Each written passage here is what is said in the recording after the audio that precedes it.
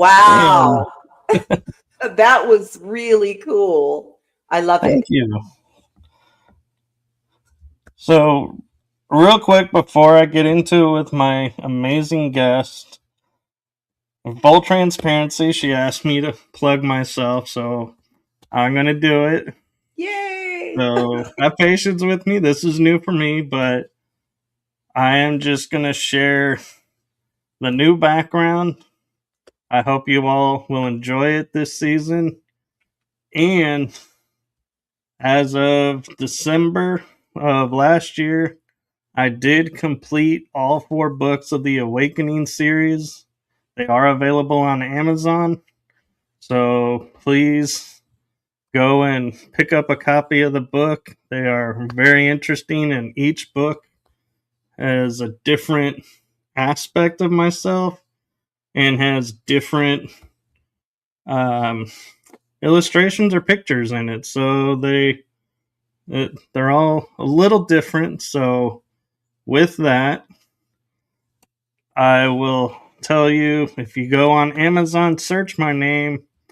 I do have an author's page, and all the books are listed there. So thank you for your continued support. And without further ado, I am going to turn it over to my amazing guest who we met towards the middle to the end of season 3. And afterwards, we agreed and set up to be the premiere episode. So, without further ado, I'm going to turn it over to the one, the only amazing, super knowledgeable Rahjeena. Aw, that's so kind. I'm so proud of you, Michael, to have done your books like that and have them out there, and I wish you so much success. I really do. So this year is the right year for you to be putting yourself out there, and numerology, astrology, um, Chinese astrology, everything is pointing to this is the year to come out and be you. So this is like perfect timing. Perfect timing. Very cool. And so, one of the new things with season 4 that many of you may have noticed if you were looking at the thumbnails, as well as the new background is on the thumbnail. But on the bottom is a list of topics. And so I will not guarantee we will hit all of those topics, but please let me know in the comments if you like having that information available in that format. And with that being said, Rahjeena had a really amazing idea for a topic, and that was alchemizing 2026, the new year. So, can you share with people how a normal everyday person can do alchemy and alchemize the year to get what they want? Well, alchemy goes through several stages. The alchemy that I'm referring to is the Jungian alchemy, and that his particular form of alchemy goes through 4 stages. Um, but before we even get into that, we should be talking about what 2026 means for everybody, why this is a good time for people to choose themselves. And alchemy is about change. Uh, it does go through the stages. There's 4 stages. So there's, a stage where you face all your shadows and you burn them away. But we'll go through that. We'll go through that. First of all, the year that we're going into, well, the year that we're leaving is a year number 9 in numerology. And the year that we're going into is a year of 1. So that particular year means that you have an opportunity, a good opportunity to be focusing on yourself, changes you need to make, healing you need to do. Last year was a good year for ridding yourself of things that inhibited you or stop your path, or things that were no longer serving you, things that were no longer good for you. You know, ending addictions, working on yourself, grabbing your will back to do what's good for yourself, what you can do to build yourself. So that's what 2026 is all about. And that's in the numerology year. Now, on top of that, we're going into the Chinese New Year of the fire horse. And we're leaving the wood snake. Okay.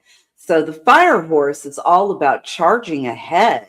It's about momentum. It's about creating and using the force of fire to create. Fire is all about energy and passion. And, when you use that element behind your creations, you can really create some absolutely stunning things in your life. And that's what that's all about.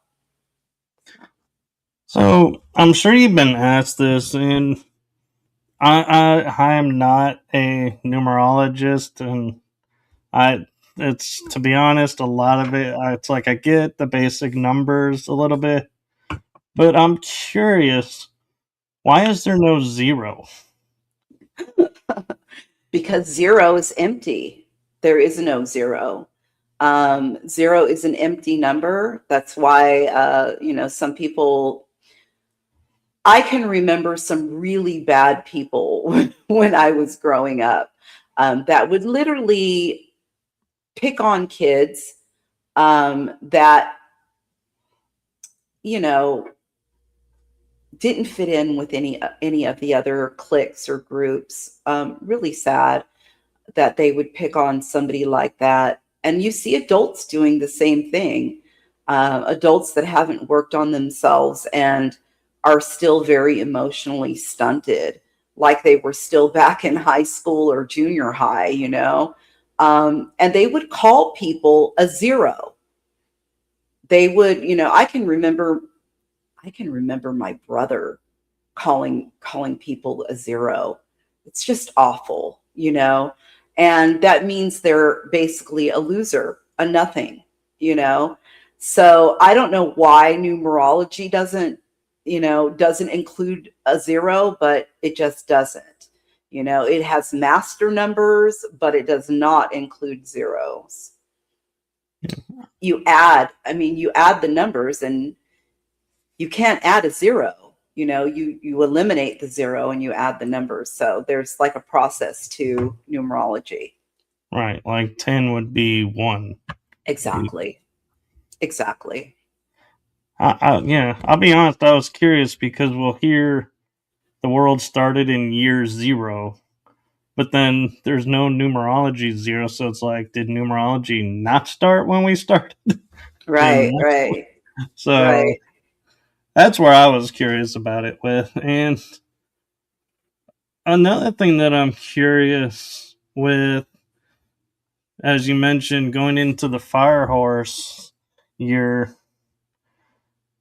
what can people look forward to happening in their lives? Is there stuff that we should start preparing for that the universe is bringing in because of the fire horse, or are we still calling the shots, so to speak, of what's coming our way?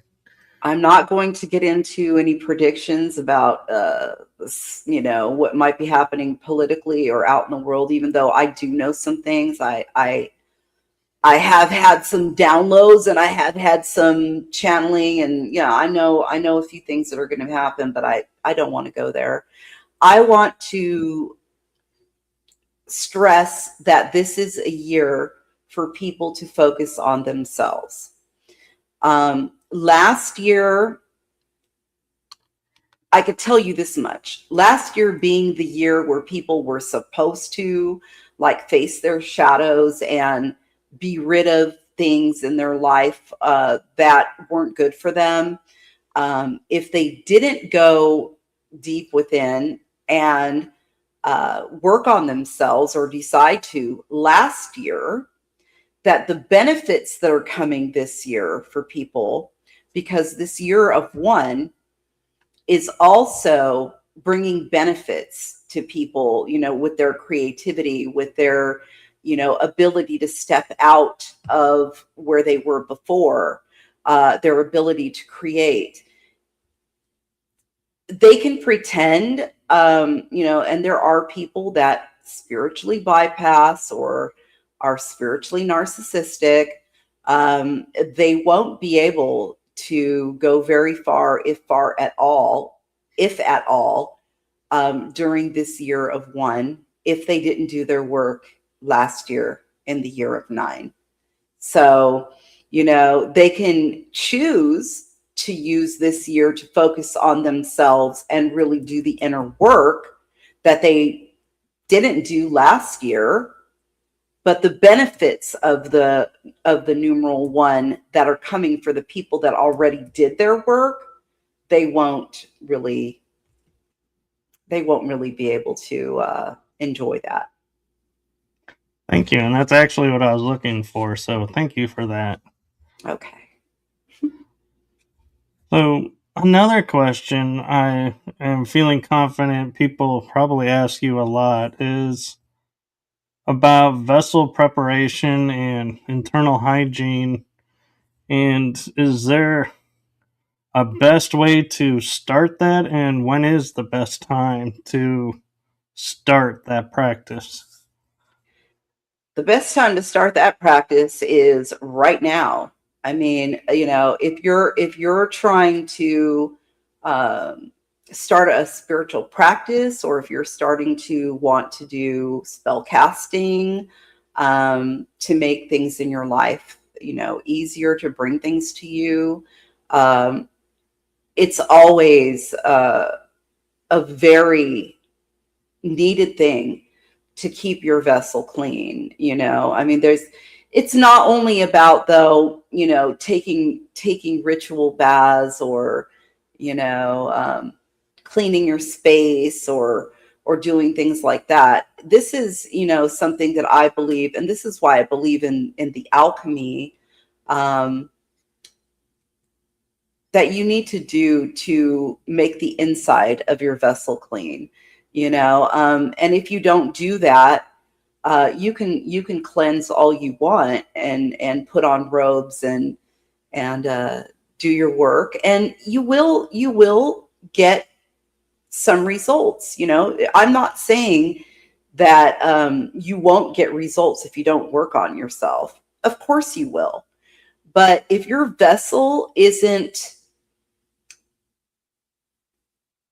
clean, if you haven't done your work inside to really be a balanced person, then when you're talking to the spirits and you're working with the spirits, you're not a clean conduit, you know. And what you might think you are receiving in the spirit world, or what you might think you're dealing with, might be a projection of yourself. I mean, and the reason I say that is, people that are toxic, people that haven't worked on their, you know, emotional trauma from when they were young, and then they get into wanting, you know, this spirituality. They get into wanting to do magic. They get into, you know, wanting to go to these places. It could be that they unconsciously seek power and control, and, you know, they don't even realize this. If you are a person, an everyday person, and you are projecting your shit onto other people, and, you know, your relationships suffer for it, if you even have any, right? And you don't even realize. Projection is about not realizing that you're throwing your trauma and your bad stuff inside onto other people, and you're saying that they are what you are. Okay.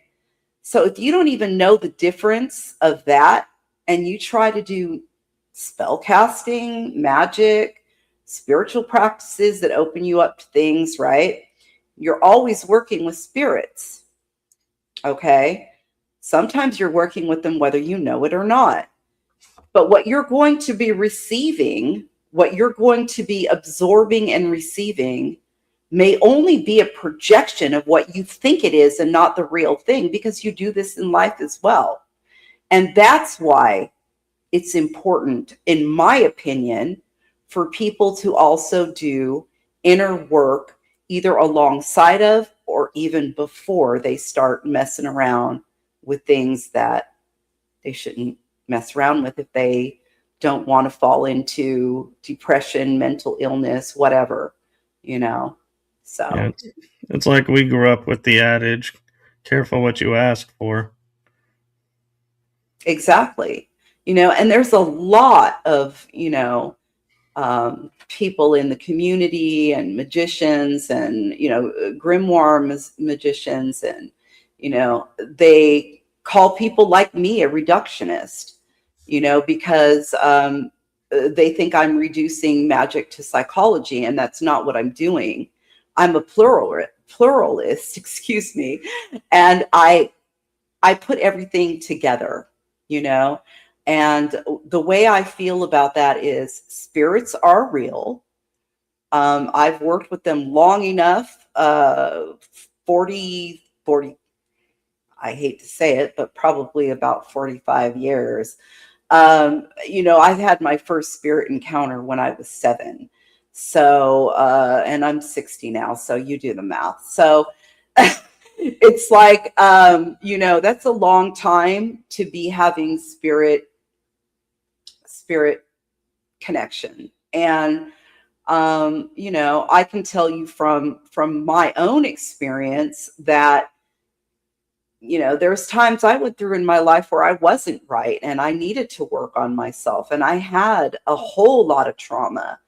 And does it muddy the waters? Does it make things, happen that can drag you down further emotionally or mentally? Indeed, it can. And it could also make you even more spiritually narcissistic because you think something's happened that isn't happening, you know. And a lot of people don't see that. So, there are a lot of people who actually frown upon those of us in the community, and there are more like me who suggest that working on yourself, even if it's therapy, because therapy and shadow work are two different things. Therapy with a licensed professional therapist is one thing and can be highly needed. And shadow work is something completely different. And I think both of them are something that is needed in combination, for a lot of people, because nobody is going to come out of their childhood or several relationships or even one relationship that failed without baggage. That doesn't happen, and it causes people to create blocks and walls and ways of relating to other people that are toxic. That's just the way it is. Now, do you want to deal with spirits in a toxic state? Would you call a king with a broken trumpet? No, you sure wouldn't, right? No. You would want to call a spirit as a clean vessel, as somebody that says, my heart is clean. And the spirit knows this. And it also knows when it isn't. You see what I'm saying? I do. And one thing I'm kind of curious about, and your take on, is, in the metaphysical world, we have a term called the dark night of the soul, Yeah. where the shadow work takes hold and it's like, you're going to work on it now. no questions asked. Sorry. And I can't help wonder, though, if when we say dark night of the soul, if people all of a suddenly will start to go, oh, I have to do this really dark thing. It's going to be really bad. And it may not be. But I'm wondering if our verbiage in calling it a dark night is kind of, like you're saying, putting a projection over what's going to happen. And we may need to rephrase that and change that verbiage. I love that because that is part of what I teach my clients as well. And it's something that I did. Um, First of all, this is a lot to unpack what you just said, which is good. So let me start unpacking it. So, not everybody that's going through bad shit in their life um, is able to even recognize that they need to do work on themselves when they're going through it. You know, a lot of people are really like bitter and resentful, and they're like, why is this happening to me? But they always turn it around and blame it on someone or something else. And these are people that are highly toxic, pretty high on the spectrum of narcissism. They're not able to self-reflect. They're not able to be self-aware, and it's always someone else's fault. And these people do not grow. They do not take accountability or responsibility for their part in anything. And they might say to somebody later down the road when there was consequences, I'm sorry, but these I'm sorries are also filled with pointing the finger right back. It's a fake sorry. It's a sorry so I can control you again. It's a sorry so I can have you back in my energy again. But and when that doesn't work, then they really blow up. Okay, then they're ugly really comes out, and they start attacking and smear campaign and the whole 9 yards.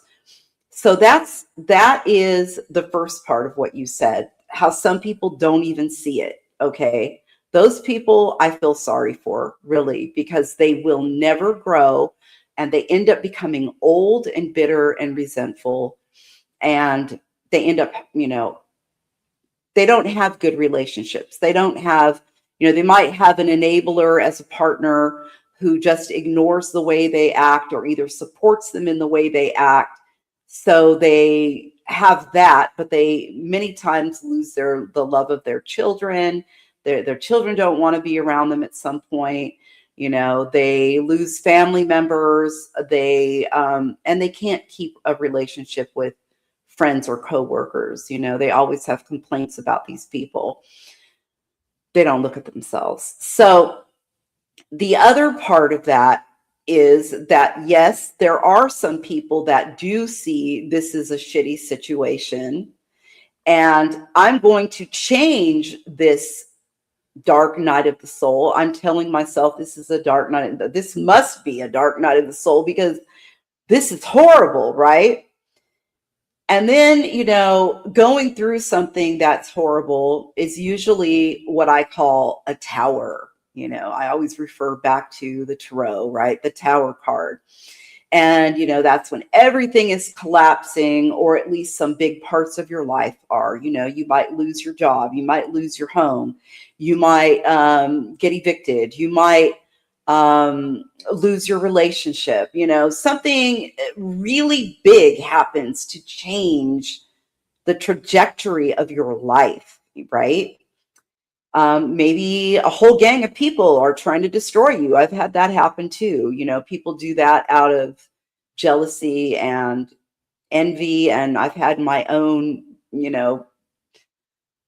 family that adopted me do that for decades, and I smile about it because good luck. It didn't work, but the thing is, the reason these things don't work and the reason that things don't keep us down is when we are able to self-reflect, when we are able to take responsibility for our part in whatever it is, and even if we weren't in, it's not my responsibility that somebody's envious and jealous of me and wants to destroy me because they can't be me, and they don't want to see me succeed, right?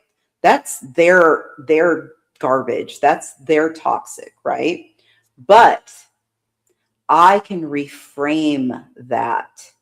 So when you were saying you can change your verbiage of what the word or the the shadow work of being in the dark night of the soul, you can say, what is this teaching me? What does this horrible situation that I'm going through, do I have to learn from this? And then you can tell yourself, I don't want to be injured by this inside. I don't want to be, I don't want to turn this on to other people. I don't want to become bitter and resentful and then lash out at other people or not trust other people anymore or think that everybody's this way and put everybody in a box, because that is when life, you become wrong in life, when you put everybody in the same box, right? You put a wall up around yourself at that point, and you can no longer generate energy right when you are protecting yourself in that way. And that's magically too. I've seen people that over protect themselves, and then none of their magic that they do for positive things even has room to work, because they're so protected that they're blocking every spirit out that's there to assist them, or that wants to assist them, or that will assist them. You know what I mean? I So do. that's what you do, Michael. If a person feels like they're going through something really hard, the first thing they should be asking is, what's my part in this?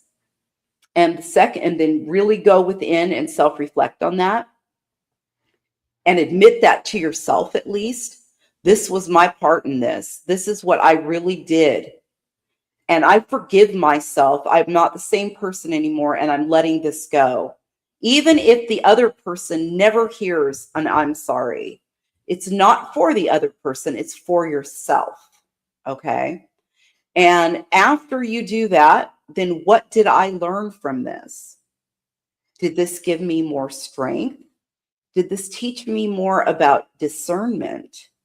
Did this teach me that I am so resilient that these people can't break me? Did this make me love myself more because they wouldn't love me? So I had to learn to love and trust myself. You see what I'm saying? I do. And it gets me thinking about magic because I think of magic with the K, not the C. And to me, when people ask me about magic, I say, to me, the greatest magic I have is I can walk into a room, someone's having a really bad day, just sit down next to them, just talk to them. And when I Mm-hmm. get up and walk away, they are smiling, feeling so much better. I'm like, that's the magic to me.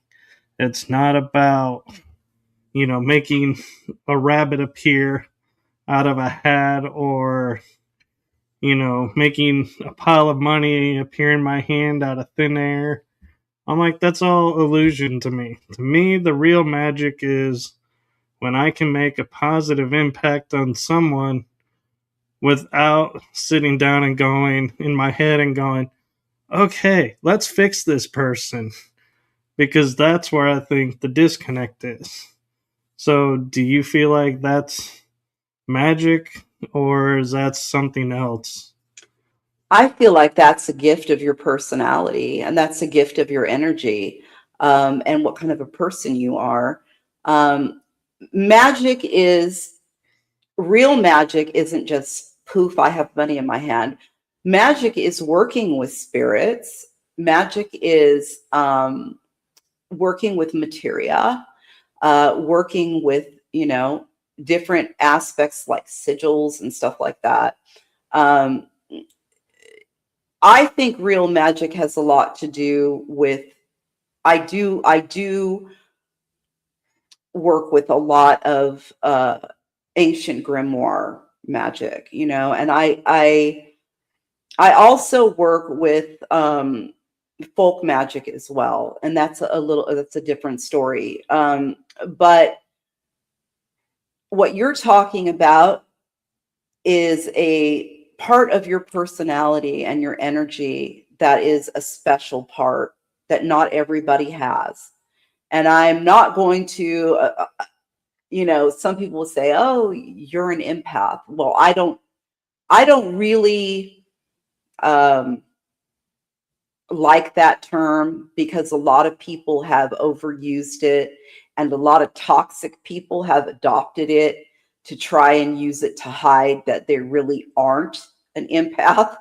So, what I think is actions speak louder than words, right? And a person's behavioral patterns speak louder than what they're claiming to be as well. And people can sit there on top of a building and say I'm an empath till their face turns red, but if they aren't doing uh, the things that you're Service. describing, right, then they're not. So what you're describing is a very special form of being able to relate to people, and that's part psychological too. It's not just energy, it's psychological, it's your personality, it's, something that is from who you are as a child, because I'm sure you were like this even as a child, that people were comfortable in your presence. And when you're able to give space to people like that, when you're not trying to fix them, and you're just listening to their, they are easy to open up to you. They are easy to speak to you. They feel comfortable with your presence, that you're not going to judge them, that you're not going to, try to tell them what to do, then you are a person that has an ability, a very special ability to reach people. And so, what you're doing right now with your podcast, with your writing, I haven't done your astrological chart, but I'd be curious to see what your North Node is, because um, that's part of what my North Node is in Gemini. And so that's like all about communication, and that can be, in writing and speaking, and, it's communication. So yeah, I'd be interested. Sometimes we don't even know when we're growing up what our North Node is, and then when you figure it out, you're like, oh, that's the way I was going all this time, and that's where I need to keep going. So yeah. Yeah, that's very true. And I happen to have a chart if I can find it. But in the meantime, you know, Send you that talked to me. about. Send that to me. Send the chart to me when we're done, and Oh, I'll look it over for you and give you some. Yeah, when we're done, yeah, send it to me. sure. And, when you asked about me as a child, I don't have a lot of memories from my childhood. I think some of them have been blocked out because of stuff that was going on. But the one thing that I always remembered and always heard my parents say was I would not care about the cliques or who's friends with who. If I wanted to be friends with someone, I would just walk up, be like, "Hey, do you want to be friends?" It's almost like I would seek out the people who most people didn't want to be friends with, and I was like, "Hey, let's be friends." And it didn't matter Okay, male, female. now I know. Now I know why you reached out to me in the beginning and asked me on your show a long time ago. what you just revealed to me is exactly like I was as a child. I did not belong to cliques, but I did reach out, and I knew like maybe a few people in each clique, and it was always the person that, you know, was the trying. friendliest. Yeah, exactly. And but I never like hung with one particular person. So what this is telling me is you are part of my soul family. Hey, brother. Oh, Hey, brother. Yeah, because not everybody is like us. Not everybody does that. You know, there's most of the people that I knew growing up, and this includes my older siblings, were always, you know, with the popular crowd, you know, with the jocks, and like my brother, you know, the football star, the quarterback, you know, and had to have you the know, right clothes. yeah, popular, trying to get with, you know, the most popular or girl in school, or, you know, hanging out with people that were popular or whatever. And that just was never my thing. That was like never my thing. Mine So, either. So yeah, I can see why we gravitated towards each other. yeah, for sure. For sure. And something that I'm finding interesting that a lot of people I don't think realize exists, but it does, and if they understood what it was, may help them, and that is the magical middle ground. And why is it important that we're bringing it into 2026? And Okay. So this is what Jung called the psychoid, the middle ground. Okay. So this is where your psyche meets the spirit. That's what Jung was talking about. Um, it's it's like a liminal space. It's an in-between space.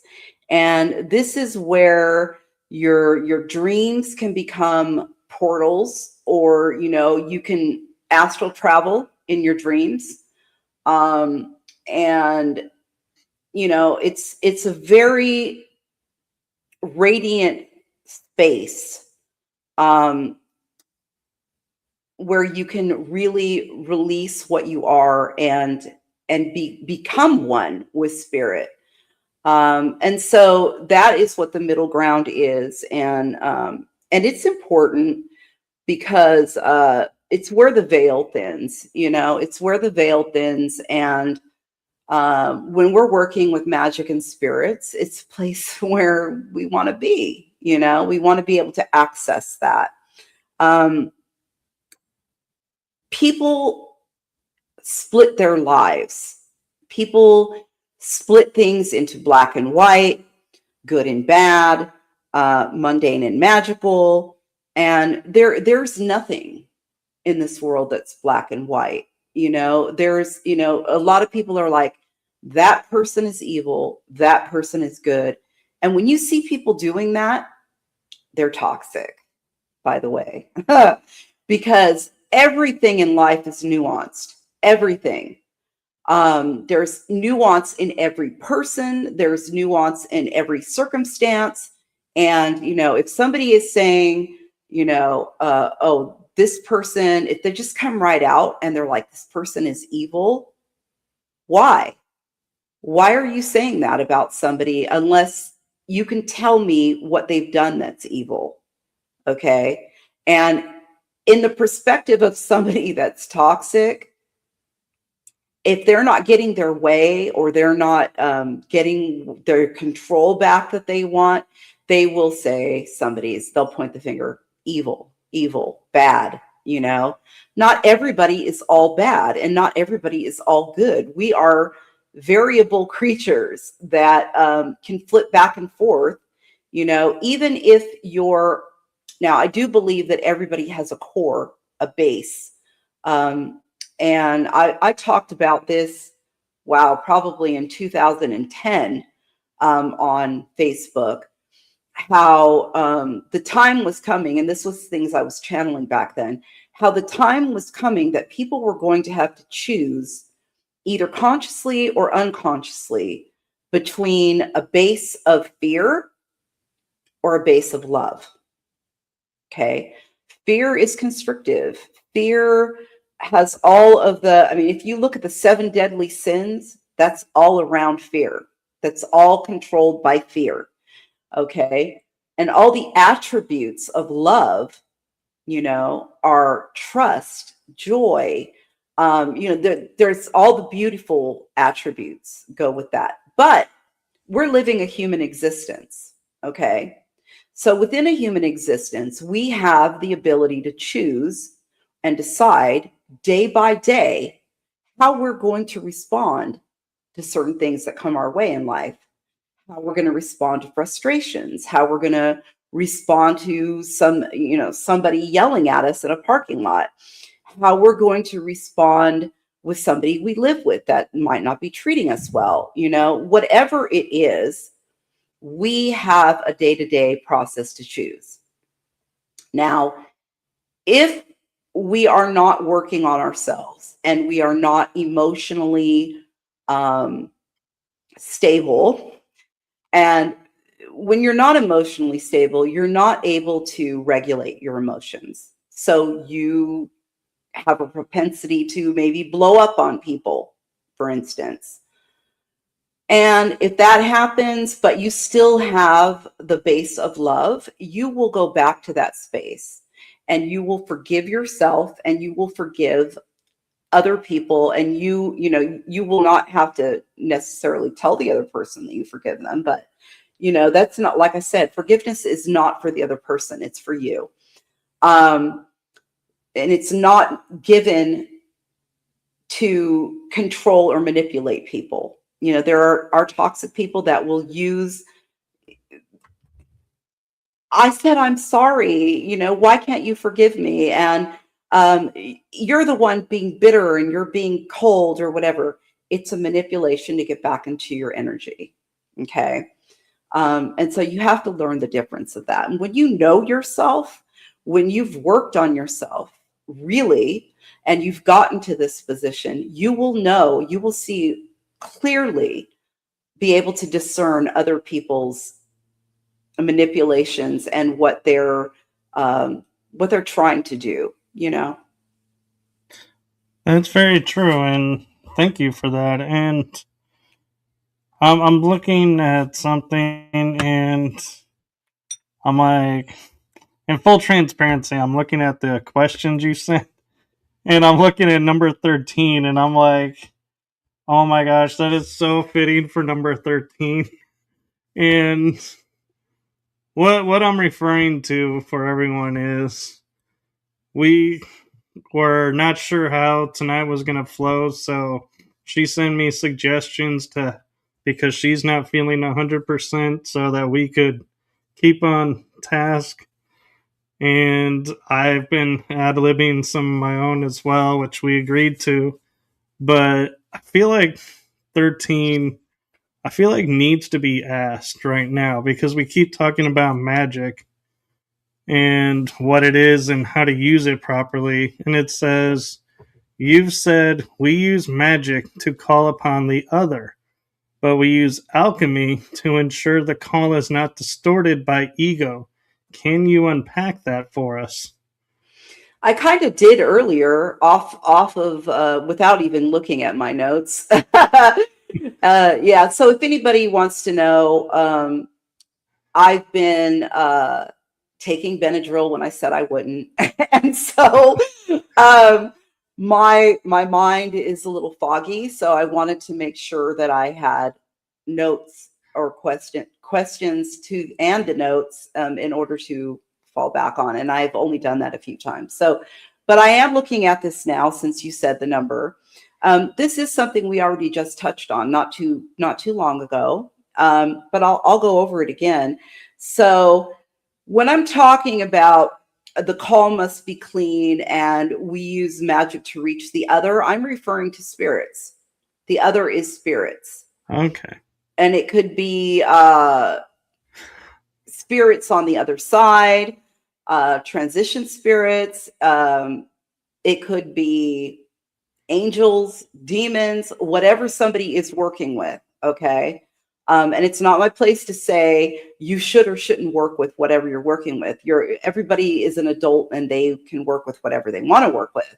But I am saying that if your ego, like I was talking about earlier, if you're not clean inside, if you're not clean inside and you're coming from a toxic place and you're coming from an ego-filled place and you're coming from a place where you project in life towards other people, you're going to do that with the spirits too. And you won't even know you're doing it.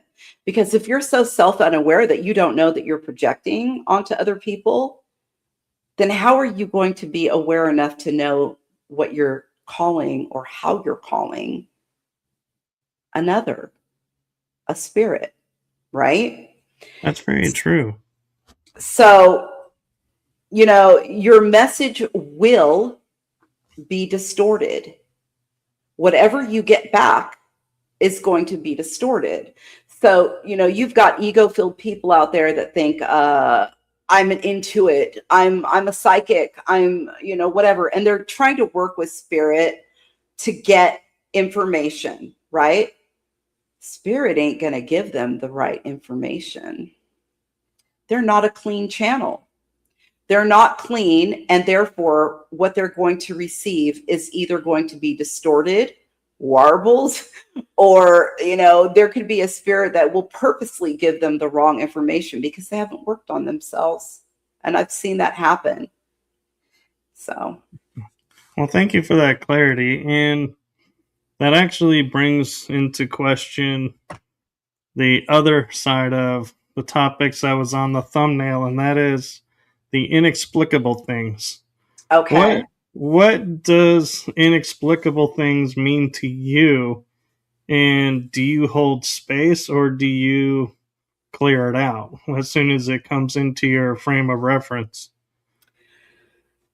Inexplicable things are things that you can't explain. So it's like when you've had a dream and the dream comes true, you know, and you could be having like the same dream and then the dream comes true. How do you explain that? You know, it could be, and I've had this experience, when, I mean, some people even say, you know, when you're able to visually see a spirit, when you are able to raise a spirit and literally see it and interact with it, you know, a lot of people don't know how to explain that either, but it happened, right? I've had situations in my home where they were experienced by me and other people that were living in the home, that were unexplainable. And your second question of are you asking if I get rid of these things right after they happen, or what was the end part? I was just meaning, like, if something came into your awareness, do you process it right away and then say, okay, done? Do you sit with it and say, well, what are you bringing to me? I'm just curious your process because everyone's different. So I was curious how you handle them.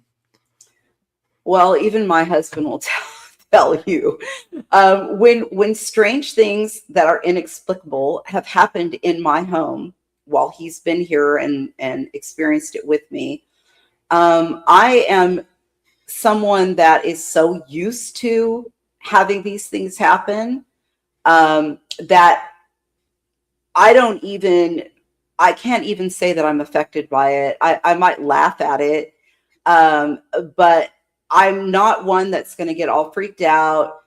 I'm not going to be like, oh my God, oh no, I have to do an exorcism or something.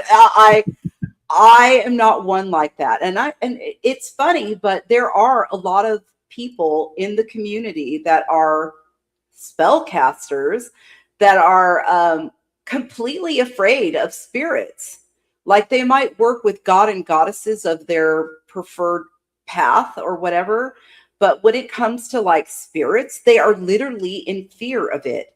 And it's really hard for me to understand this, because if you're doing real magic, you're working with spirits. Okay. Everything has spirits. Like they'll work with the spirits of roots and plants, and maybe they'll work with the spirits of stones and rocks or whatever.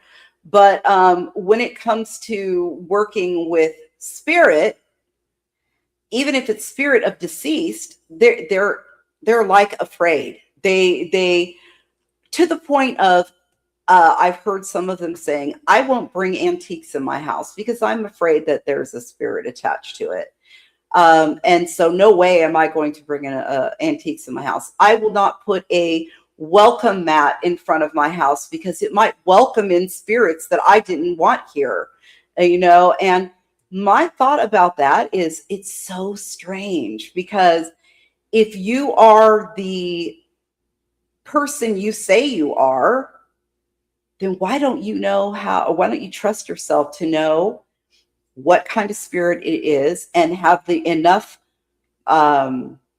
belief in your own practices and your own energies that you know that you can protect yourself and get rid of whatever is there that doesn't belong there. I don't really understand that, but there are those out there, and even ones that call themselves experts and elders, which is, I find really strange. So the other thing, okay, so I'm gonna tell you a little story, okay, and then I'll tell you how I dealt with it. Is that okay? Do we have time? Absolutely. Okay. So I know I told you about I've been involved in witch wars, and you're like, well, I've never heard about that. I don't know what that is or whatever. And there's different types of witch wars, but the ones I'm referring to is when there's a witch here and a witch here, and they are very angry with each other, and they're literally throwing magic back at each other like pinball, right? They're going back and forth, ping pong. Okay. And they call me because they want me to jump in on their side and take it over and start doing some of my own magic, right? That opens the line to me from the other person that's throwing. So that means I'm going to get hit. That means that I'm like moving the energy so that that person over there that's throwing energy at this person over here, it actually starts coming at me. Okay.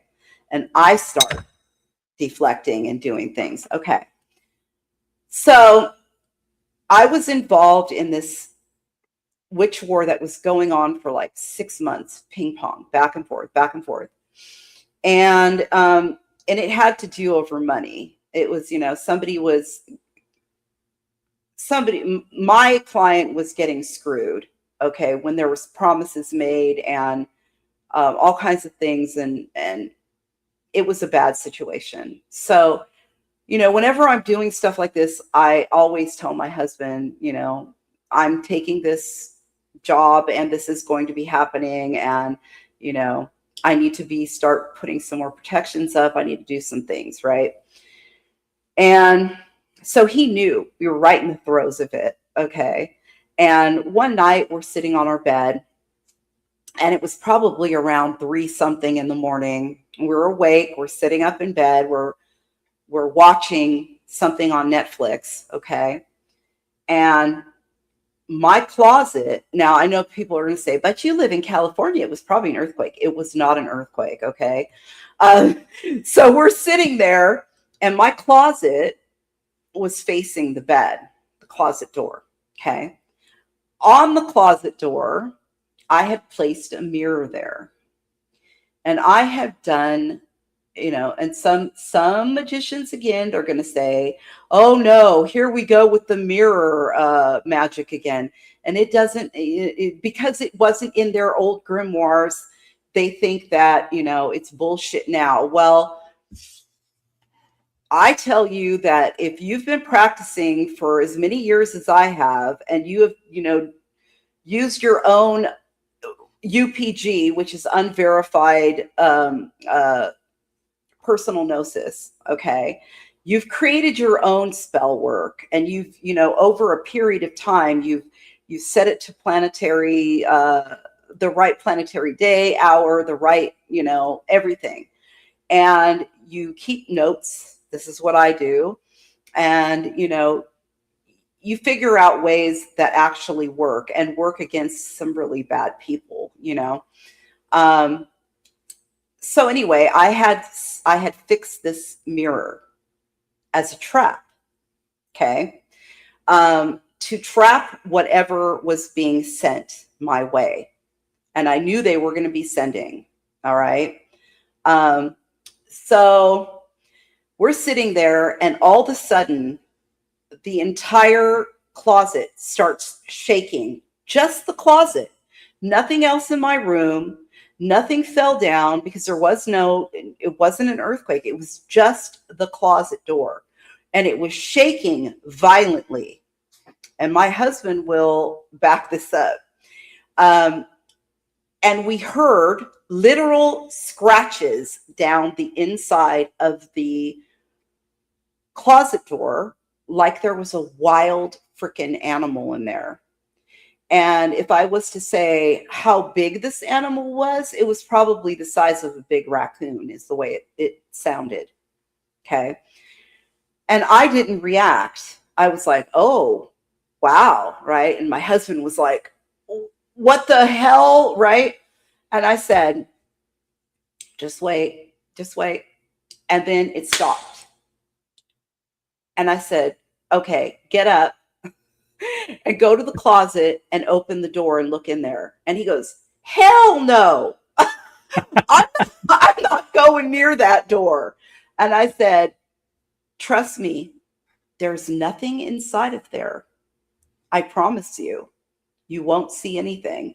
And he said, there's no way. There's some kind of animal in there. I don't want to open the door. I said, just trust me, open the door. So he opened it really slow, and he was looking, and he's like, there's nothing in here. And he said, there's no animal droppings. There's nothing. There's no hole. I said, yeah. I said, what you just experienced was the other person that conjured something and sent it over here, and it's in the mirror now. So tomorrow I need to extract it and put it into something and close it off and get rid of it. So that's one example of something happening that nobody would believe unless they were there and experienced it themselves, and there's been many, many like that living with me. And I can tell you that, when my husband got together with me, he wasn't a believer, and he would tell you that he wasn't, but he is now. And I can remember telling him, when he used to tell me, well, I'm not really a believer. I'm an atheist, and I don't really believe in this stuff. And, and I said, and I hope that you stay that way. And I hope you never become a believer, because I guarantee you, if and when you start experiencing things that you can't explain, you are never going to be the same person you were before. And that's what happens. That's what happened. Very true. And we're a little bit over the hour. Do you have time to go and ask a couple more questions, or do you need to go? I don't need to go. Yeah, I can stay a little longer. Okay. Sure, ask me what you want. One thing is, you talk about, I've noticed in some of your posts, around practicing golden thread mapping.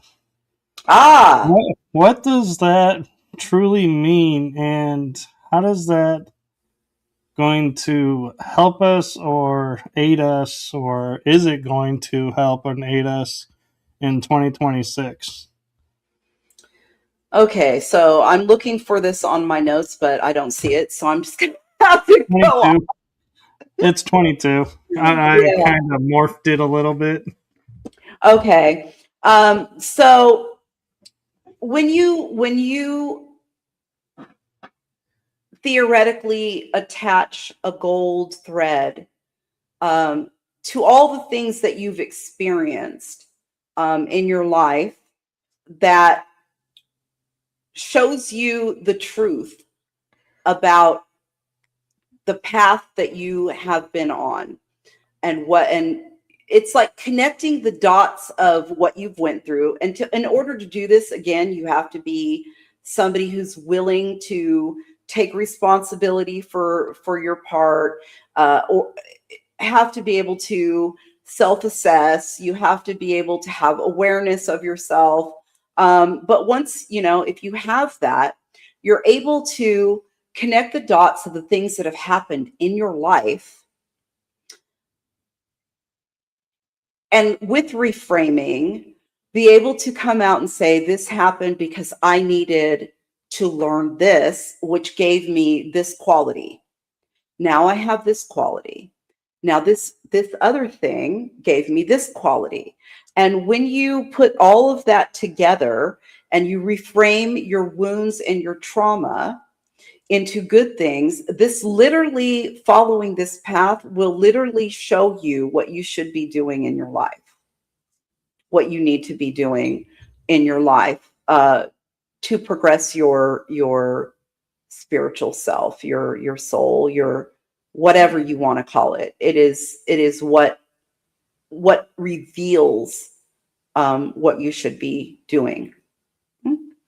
So, is that something that could be used to benefit some people who are sitting there and saying, I know what my soul's purpose, my soul's mission is. I just don't know how to get started on it? Yeah, it could benefit you that way. Um, and a lot of people who think they know what their soul's mission is, a lot of people use spiritual jargon to appear like they are, progressed, or they're superior to others, or whatever. And again, people can say whatever they want, but behavioral patterns and people's lives reflect if they've done the work or not. So, and those people usually point at other people, you haven't done the work or whatever.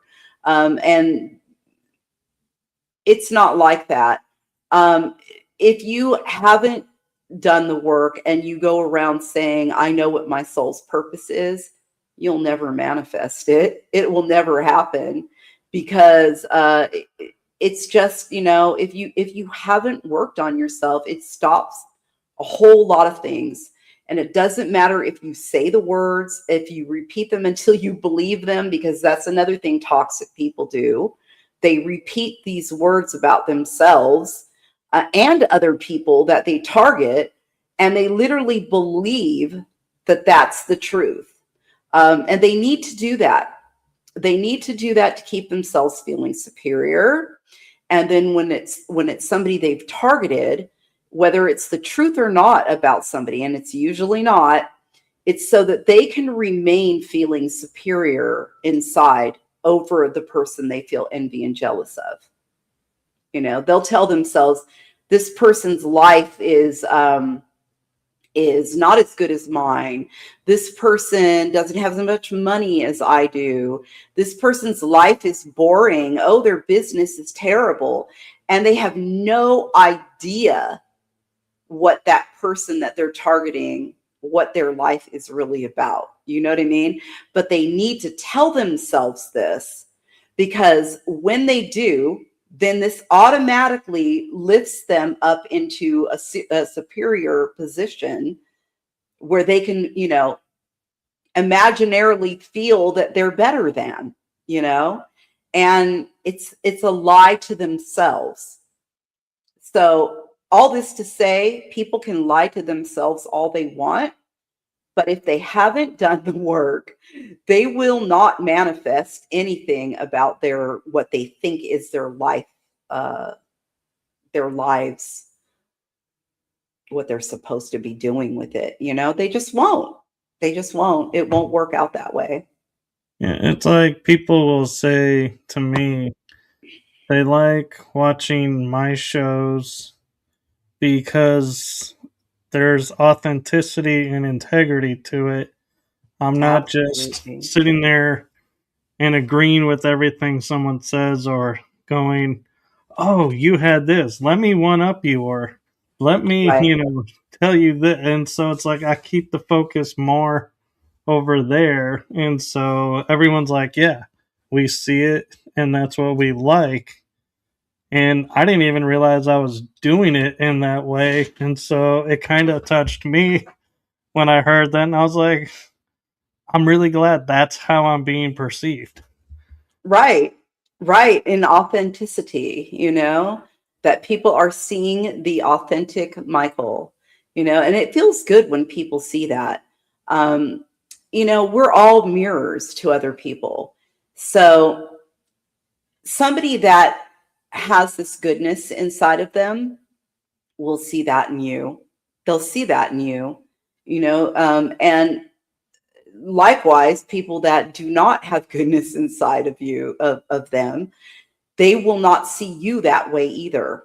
They will be picking you apart. They'll be, you know, trying to, and it's not for everybody. Toxic people target people. And when they target people, again, it's usually out of jealousy and envy, or that person has something that they don't have.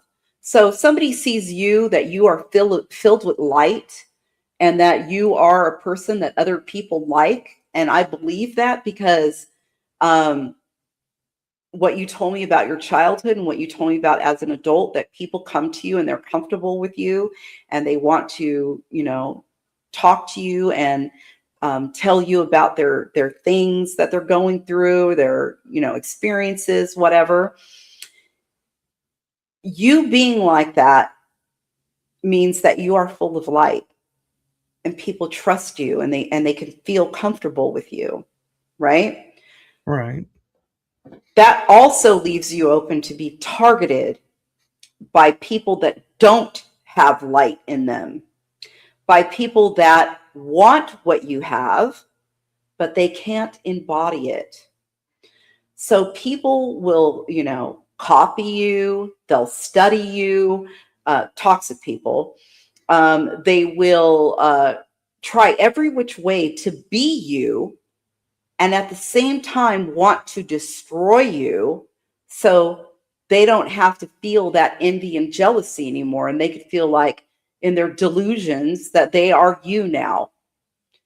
And I've seen people that are really sickly toxic do this their entire life.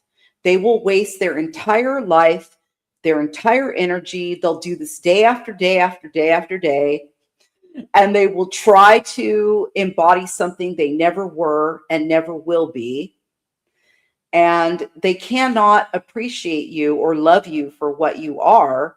They would rather destroy you and take what you are. And it's a very dark thing. And there's a lot of people like that in this world, unfortunately, you know?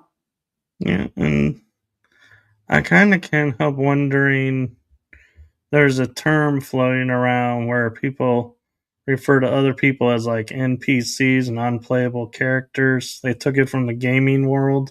Yeah. And I'm wondering these people that you're talking about that are like the ones that can't be anything else and can't grow because they don't want to do their work, would those be classified if we were to label? And I'm not saying I want to label, but I'm just saying for clarity for people, would you consider those an NPC? Okay. What did you say exactly an NPC means? Non-playable character. It means it's just a shell of a person going through life. Life. You know, that's to me just another way of putting a label on toxic people, you know, and you can say these are also traits that, you know, people in the cluster B, um, narcissistic people, you know, sociopathic people. Um, I would say that those kind of characteristics are in them as well, because when you do not work on yourself and you blame everything on everyone else, everybody else is the problem, everybody else is the evil one, everybody else is the one that's horrible, you know, and you don't see that you have created a lot of your own mess and you never look within because you can't self-reflect, then you are stuck. Then you are going through life as one of these people that you said, that you are not growing, that you are not going to grow emotionally, you know, and some people are happy there because the wall that they've created to where they cannot look at themselves is a form of protection for them, for their ego. Their egos are so fragile. And, you know, they get hurt so easily by any kind of rejection or any kind of affront. You know, if somebody doesn't open the door for them at a store that isn't even with them, you know, they will totally unload on that person, maybe not in person, but privately, or maybe they'll go and report about it on, you know, social media. Can you believe this person didn't even open the door for me? And it's not anybody's business to have to open the door, a man to open a door for a woman. It's not, they're not required to do that. How do you know if this man has a back injury, or if this man has arthritis, or if this man is recovering from a sports injury? It is not your place to hate on a man and then blast it out publicly because you have no emotional regulation. Um, if this man didn't open a damn door for you. Do you see what I'm saying? I do, and I agree. And it leads to, I think, a really good and powerful final question for tonight, and that is there a final blessing that you would offer to anyone who's ready to start the process and alchemizing their life in 2026? Yeah, yeah, there is. Um, First of all, because we really didn't get into it, do look up the 4 stages of Jung's alchemizing and what it means. Do that. Um, but my blessing would be to make a decision and make a choice to be the best you.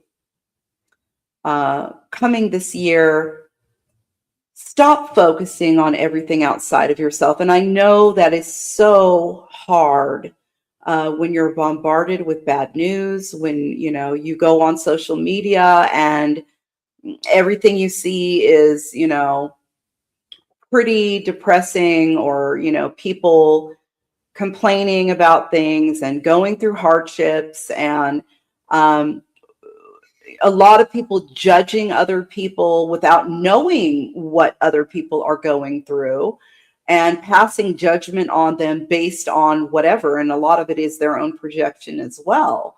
Um, so my blessing, my wish is that people start turning within this year and really taking inventory of what it is that they have to heal.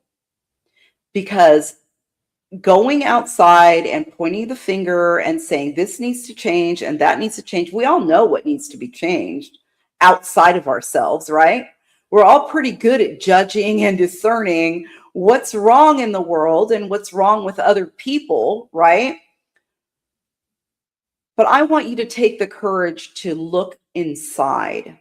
I want everyone to take the courage this year to step back from what's going on outside and make the focus on yourself.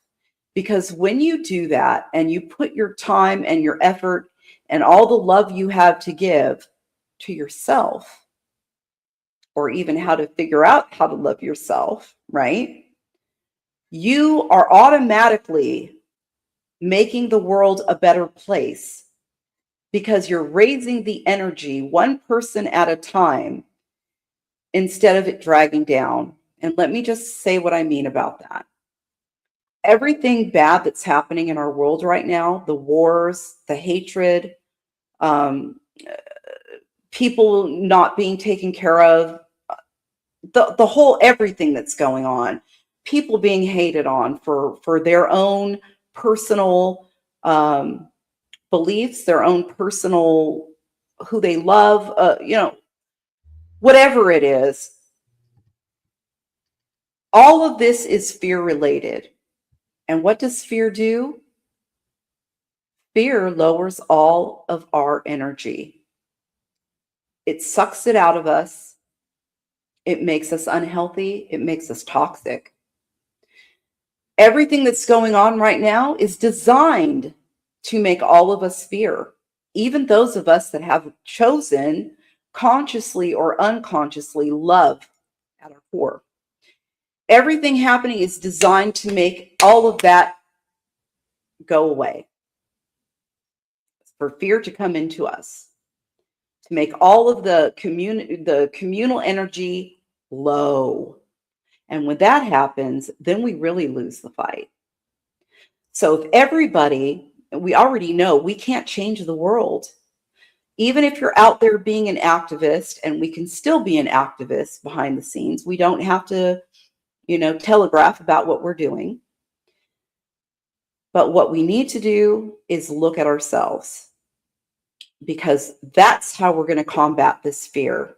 We're going to keep our love at our core. And that's what I want for everybody. That's my blessing, that I hope everybody starts focusing on themselves, and one person at a time heals from their trauma, loses their fear, and starts getting all of their energy back that belongs to them, that they haven't given away to the fear. That's it. Thank you for that. And where can people reach out to you if they have questions or want to do work with you? You can reach out to me on my website. I don't know if you can, I think that's in the bio. You put my website in your bio, right? Yes. So you can contact me through my website. You can send me an email to Rahjeena@gmail.com. Or you can friend me on Facebook. I have a business page there. Again, I'm getting filled up on Facebook, and I really don't know if I'm going to turn it to business mode or not. I have very little people that I can accept as friends at this point. But you can also, send me a message through there too, and we can go from there. I'd love to help anybody who is ready to actually use the tools I give you. So, yeah. Well, thank you. And, well, hold on. Something. Okay, so we have a comment here for you. And it says, thanks, Michael. Thanks, Regina. With that said, you cannot change the world. The only thing you can change is yourself. Well, by changing yourself, you're changing the world. That's right. That's exactly the way it works. You know, people think they have to do other things outside of themselves to change the world. And then they're frustrated when it's not enough change, when it seems that nothing's changing. And that's why we have to start looking within ourselves and making the change inside first. You know, if we don't, there's always going to be people that are, you know, trying to control who other people can love. There's always going to be people trying to control, you know, we see what's going on now. I don't even have to get into it. It's just not a good thing. And a lot of people are going to heal their depression, heal their anxiety, and heal their stress if they start working on themselves. Depression is things of the past we can't change. And anxiety is things of the future that we're worried about. So when we stop looking in those places and we mindfully come back to ourselves and what we need to change, changes everything, everything in our world. Yes, I agree. And I actually have a message for you, Rahjeena. Okay. And gonna try and get through it. It's sometimes I get emotional with it, but Aw, from my heart and the heart of my show to you, thank you for what you're doing for humanity. thank you. Thank you. That's special. It means a lot to me. Thank you, Michael. Thank you for Thank having you. me. And I hope I can come back again sometime. I hope so too. We'll have to talk and find out a good time that fits our schedules. Sounds great. I'm down for it. You're my family now, and I realize that you are part of the soul family. So let's keep in touch and do it again. Yes, thank you. And I feel honored. And Me with too. that, we are going to say goodnight to everyone. Thank you for tuning in to season 4, episode 1. And stay tuned because there's more episodes to come. And with that, we will go to the outro. Good Thank night, you. everyone. Good night.